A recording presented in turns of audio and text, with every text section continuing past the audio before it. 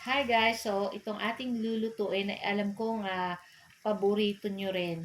So, medyo naumay tayo ng karne, ayan. So, namiss namin yung sardinas, kaya naman, tara at samahan niyo pang magluto nitong ating napakasarap na ulam.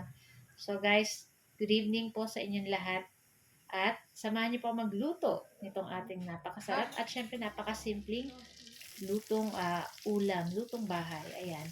So, ayan na nga at magpainit lang po tayo nitong ating kawali and syempre maglagay tayo ng konting cooking oil at igisa po natin dyan yung ating sibuyas at hintayin lang natin lumabas yung aromatic ng ating sibuyas. So, hindi na po ako gumamit ng bawang. Kayo po ba guys, pag nagigisa, naglalagay pa kayo ng bawang? Ako, hindi na po naglalagay ng bawang kasi yung sibuyas pa lang ay mabango naman na. Saka, pero nasa sa inyo naman po, ayan. So, after natin magisa yung ating sibuyas, ayan, ay ilalagay na po natin dyan yung ating dalawang latang sardinas. So, meron po tayong spicy at merong hindi. Para naman masarap yung ating sardinas para may konting anghang. So, syempre, asin na po natin. Lagyan natin ng asin, konting pamintang durog para sa pampalasa at maglalagay tayo ng konting suka. Ayan. Tapos, syempre, tikim-tikim. Tapos, pag okay na yung lasa, ay pour the go na. So, ayan na nga. At, madali lang naman pong maluto ang ganitong sardinas. Kaya, after po nito, ayan, i-ready na natin yung ating 4 na pirasong itlog. Ayan. Tapos, sa kabila naman guys, kung makikita nyo, ay magpiprito din kami ng luncheon meat. So, yung ating ulam ay pang breakfast. Ayan.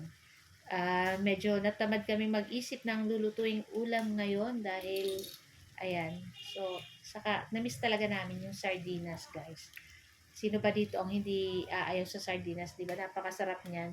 Kahit nga pigaan mo lang ng kalamansi at lagyan ng konting asin ay masarap na po yun. Lalo na yung ganito pa, di ba? Ginisa. So, yan na nga at ihulog na natin dyan yung ating 4 na pirasong itlog. Ayan. And syempre maglalagay tayo ng daon ng sibuyas dahil nagtanim kami ng daon ng sibuyas. So, sa awan ng Diyos, madaming dahon pero hindi siya ganun kalalaki. Siguro hindi mataba yung aming lupa. Pero okay lang yan. At least may mapagkukunan tayo. So, ayan na nga at lulutuin lang natin yung ating itlog dyan. So, ilang minuto lang naman ay maluluto na rin po iyan. So, i-ready na natin dyan yung ating mga daon ng sibuyas. Siyempre, ugasan po natin iyan. So, yan. Ito po ang ating video today. And syempre, napakasarap po nito. Talagang kahit paminsan-minsan lang naman po tayo makapag-ulam din ng ganito. Kaya, sulitin na natin. Ayan. Siyempre, dapat pag ganito, may ready na tayong isang kalderong kanin. Diba?